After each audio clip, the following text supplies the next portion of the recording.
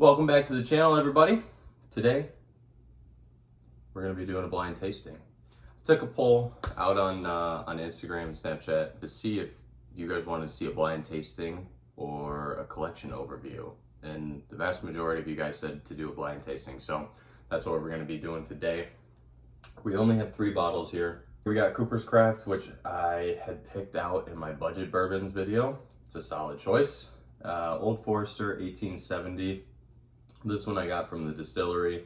This is a fantastic bottle also. And then I have a little bit more expensive Knob Creek 15 year. So the cool thing about this is we're going to be kind of going up in price. And at that same time, we're also going to be going up in proofs. So this one sits right around 20 bucks. It's going to be, I believe, 82 proof. And then this one's going to be around $50. This one's going to be 90 proof, so 45% alcohol. And then this one retails for typically right around $110 to $120, and that one sits at 100 proof, so 50% alcohol here. So we're gonna put my nose and my palate to the test. I'm gonna have my roommate here come in just a minute, and he's gonna switch them up, mix them up, just so I don't know which one's which, because I did do the pouring of them. But I have little sticky notes on the bottom of them with the number that corresponds to these bottles here. So with that, we're going to do a little bit of tasting, see if I can place these bottles with all of these glasses here and see how well I can actually do. I really have no idea. This is actually the first time I'm doing something like this. Super excited. So without further ado, let's get into it. Trevor, I need you to do a little switchy.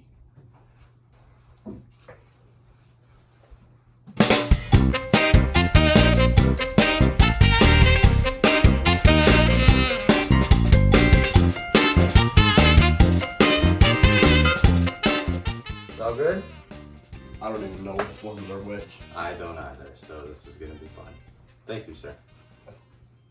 All right, so Trevor has actually came over here and he's mixed up a couple of these. I wasn't looking, I promise you, I wasn't trying to cheat or anything, but we're gonna start with glass number 1 here and see what we can get from this.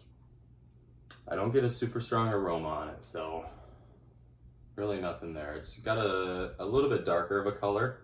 So we'll see what that taste actually looks like here.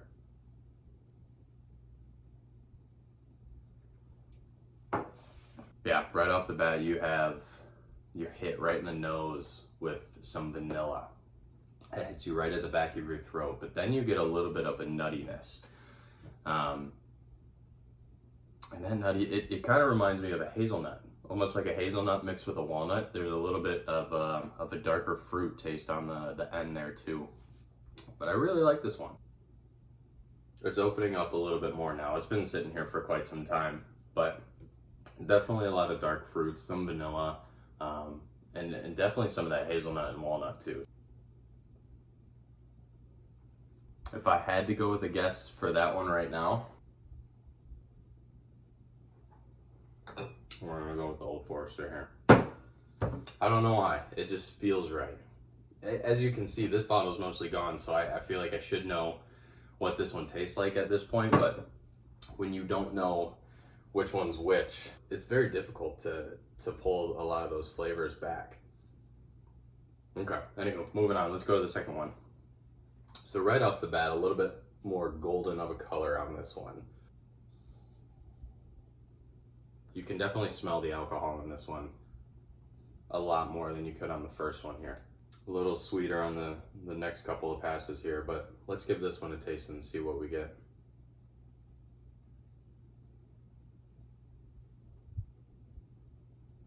And this is exactly why I've always wanted to do a blind tasting, because it's rather difficult to tell the difference between the two. There's a little bit more ethanol in this one.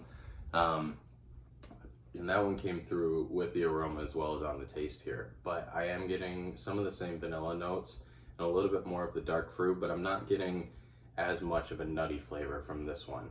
That being said, I do feel like it's a little bit sweeter, and over time this one's actually going to open up a little bit more. I don't know if I really care for this one as much. Even though it is a little bit sweeter, I tend to gravitate towards those nuttier flavors. This one here I liked a hell of a lot more, purely for the fact that I had a lot of those nutty flavors. This one, it's not bad. It's just not something that I could really see myself drinking. That one's a little interesting. I don't know if I had to give this one to, I would probably say the Cooper's Craft. Just because I really want this one to be the one that I like the most. The two that I've had so far, I haven't really cared for, so I really want this one to be the one that I really enjoy. Let's try this one here. So this one's a little bit lighter in color. I don't know if you guys can see that super well. Super clear. And it's got a good nose on it. The lacing looks really nice. The definitive oak characteristic of bourbon, I mean, that's going to be present in most every single bottle that you drink, but it's a little bit stronger in this one here. I'm kind of getting like a maple hint in there too, which is something I've never really had before. The only bourbon I've had that has had like a maple flavor is actually a Knob Creek, but it's their Knob Creek maple bourbon. And I'll put a picture up on the screen so you guys can tell what that looks like. But I tried that one a really long time ago, and it tasted like it was mixed with maple syrup. It was phenomenal. So if you guys are a fan of a couple of the sweeter bourbons, it's not going to be like your Jack Daniel's honey or your Fireball or anything. It's not going to have that much flavor. But it was still one of the more solid bourbons that I've actually had that had an additive into it, which I really, really enjoyed. I'm a little concerned that my choices are wrong at this point, but this one is so much smoother than the other two. And again, that makes me want to give it this one so much more, just because this is a little bit more expensive and I feel like it should be a little bit smoother. But I don't get the flavor that I feel like I should out of a 15-year bourbon. It definitely smells smooth, if that makes sense. It's just kind of you smell something and it smells a little bit sweet, so you know that it's not going to have a super harsh burn on it. It's so weird to explain that this one's a little more complex. Okay, I know what I'm doing. Here, let me try this one really quick first.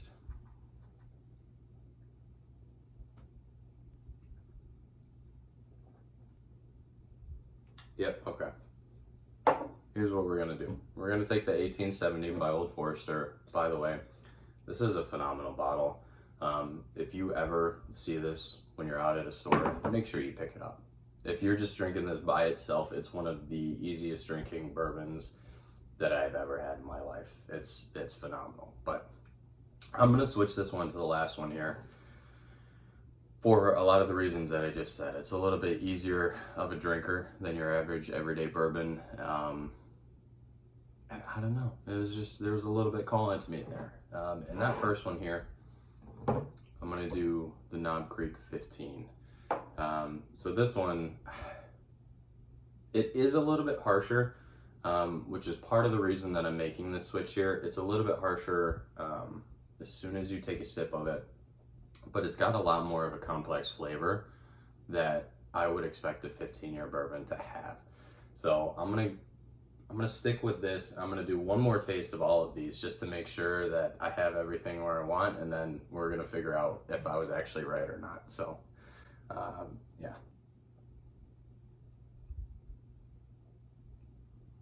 Yeah, no, okay. I'm definitely I'm gonna keep my selection here. That one just tasted all alcohol. That was it. Nothing more. So okay. So now the truth actually comes out. Let's see. So Knob Creek 15-year we had as bottle number 3. We had Cooper's Craft as bottle number 1. And then Old Forester as bottle number 2. So we got 3, 1, 2. So the whiskey that I thought was Knob Creek 15 was actually number 2. So originally I did have this one right. So I'm a little upset about making that change, but this one was actually Old Forester. Now that's very interesting to know. I'm curious why I second guessed myself if I had it right in the first place, but you know, it's a game. It is what it is.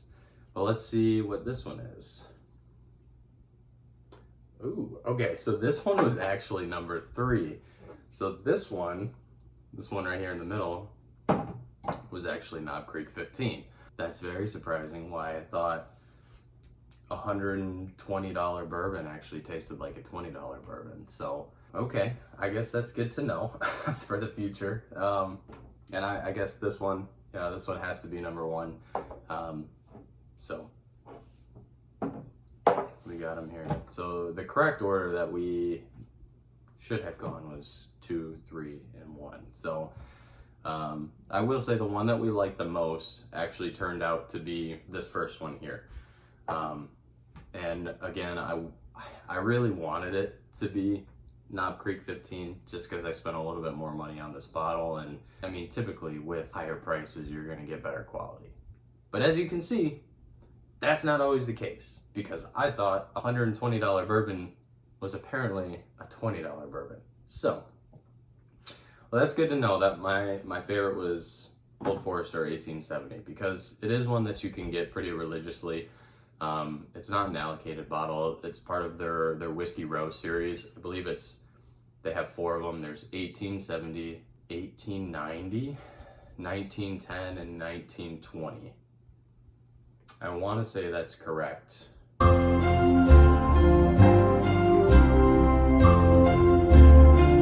Yeah, like I said, this one's around $50 for a bottle. I don't know. It's just a good all-around bottle, so I'm glad that was actually the one that I liked the most. Again, it's just, I'm a little disappointed in myself at this one. But I guess when you have very similar proofed bourbons all together, it becomes a little bit harder to pick out all the nitty-gritty details. So, but good news for Cooper's Craft. Only $20 for a bottle, and it tasted like something a little bit more. That's what I have found with that one. I haven't drank it recently, but I will say when I first opened it after the budget bourbon video, I was pleasantly surprised, to say the least, especially for $20. I mean, it just truly goes to show that you don't have to spend $120 on whiskey to actually get good products. You can spend $20 and have something that's worthwhile all day long. So, yeah, I'm definitely gonna have to do another one of these blind tastings. I think it revealed a lot. For me personally, it definitely revealed a lot. I'm gonna see if I can switch it up, and we'll maybe do a rye one in the future. I feel like it's gonna be a little more difficult to pick out just because rye has a pretty signature style to it. So yeah, I'll keep you guys updated. I'll throw out another poll or something like that and see what we got going on. But I believe the next video that I'm gonna do, I think I'm gonna do an overview of my collection. Just try and show you guys what bottles I have, maybe what I paid for them versus what their secondary market goes for. Some allocated bottles that I have, they can go for 10 to 20 times the retail price. That Willet Pot Still Reserve that I tried in the last video, that one I bought for $70, and I think that goes for like $300 on the secondary market right now. So just a couple of crazy things there. So I might end up doing one of those videos, and that way you guys can kind of see what my collection looks like. And it's not the greatest, it's always growing, but thank you for joining me on this blind tasting here today. Hope you guys had fun watching it. I know I had fun doing it. So until the next video, I'll keep you guys updated, but thanks again for watching, and I'll talk to you later.